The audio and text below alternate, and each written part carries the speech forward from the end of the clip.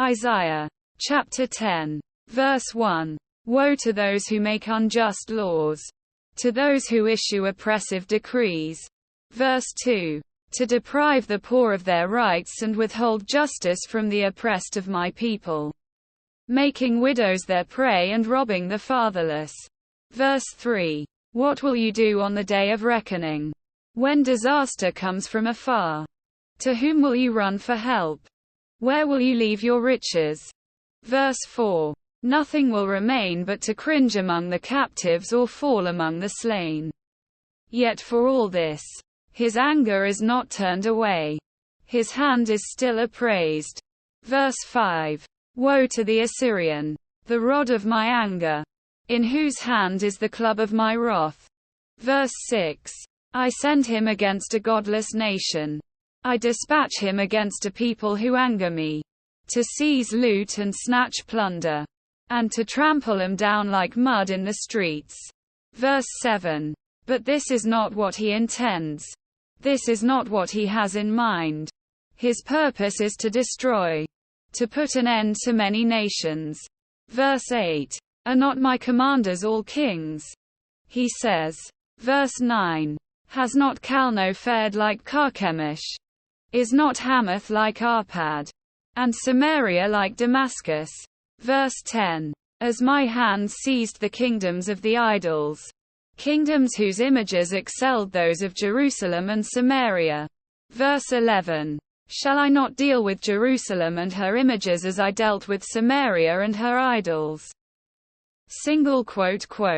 Verse 12. When the Lord has finished all his work against Mount Zion and Jerusalem, he will say, I will punish the king of Assyria for the willful pride of his heart and the haughty look in his eyes. Verse 13. For he says, by the strength of my hand I have done this, and by my wisdom, because I have understanding, I removed the boundaries of nations. I plundered their treasures. Like a mighty one I subdued their kings. Verse 14. As one reaches into a nest, so my hand reached for the wealth of the nations. As people gather abandoned eggs, so I gathered all the countries. Not one flapped a wing, or opened its mouth to chirp.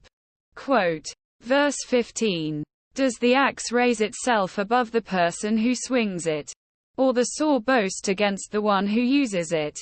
As if a rod were to wield the person who lifts it up, or a club brandish the one who is not wood. Verse 16. Therefore, the Lord Almighty, will send a wasting disease upon his sturdy warriors. Under his pomp a fire will be kindled like a blazing flame. Verse 17. The light of Israel will become a fire, their Holy One a flame. In a single day it will burn and consume his thorns and his briars. Verse 18. The splendor of his forests and fertile fields it will completely destroy, as when a sick person wastes away. Verse 19. And the remaining trees of his forests will be so few that a child could write them down. Verse 20. In that day the remnant of Israel, the survivors of Jacob, will no longer rely on him who struck him down but will truly rely on the Lord, the Holy One of Israel. Verse 21. A remnant will return. A remnant of Jacob will return to the mighty God. Verse 22. Though your people be like the sand by the sea, Israel, only a remnant will return. Destruction has been decreed, overwhelming and righteous. Verse 23. The Lord Almighty, will carry out the destruction decreed upon the whole land. Verse 24. Therefore this is what the Lord Almighty, says. My people who live in Zion, do not be afraid of the Assyrians, who beat you with a rod and lift up a club against you, as Egypt did. Verse 25. Very soon my anger against you will end and my wrath will be directed to their destruction. Verse 26. The Lord Almighty will lash them with a whip, as when he struck down Midian at the rock of Oreb. And he will raise his staff over the waters, as he did in Egypt. Verse 27. In that day their burden will be lifted from your shoulders, the yoke from your neck. The yoke will be broken because you have grown so fat.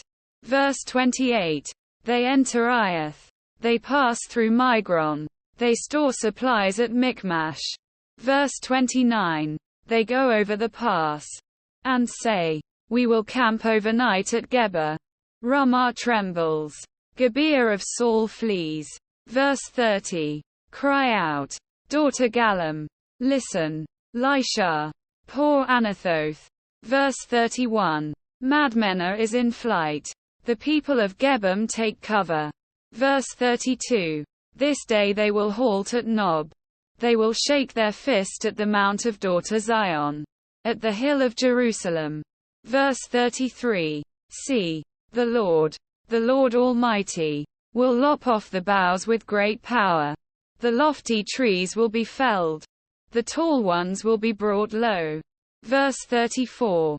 He will cut down the forest thickets with an axe. Lebanon will fall before the mighty one.